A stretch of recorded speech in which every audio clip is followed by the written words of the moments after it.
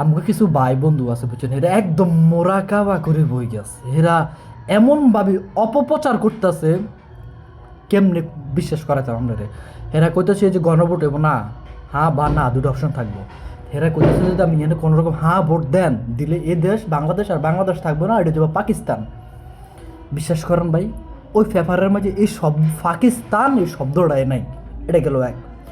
আর দ্বিতীয় হলো যাই কইতেছে যদি হ্যাঁ ভোট দেন তাহলে সংসদের মাঝে আমরা বিসমিল্লাহ আল্লাহর নাম এগুলো থাকবো না, এগুলো উড়ে যাবো। দেন এই ব্যাপারে কোনো কথা নাই। গণভোটের ব্যাপারে এইটার ব্যাপারে কোনো কথা নেই।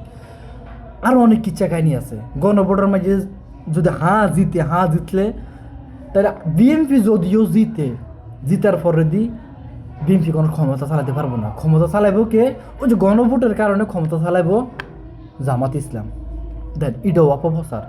আমি কমু ভাই, অপপ্রচার মাঝে বা গুজবের মাঝে আমরা কান না দিই।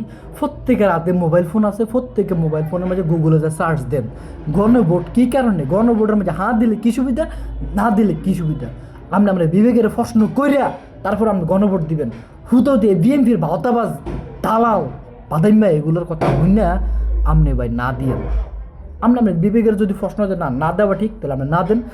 আর যদি আপনি বিবেক হয় না হ্যাঁ দেওয়া ঠিক তাহলে আপনি হ্যাঁ দেন। তবে কোনো দালালের কথা শুনি আপনি দিবেন না।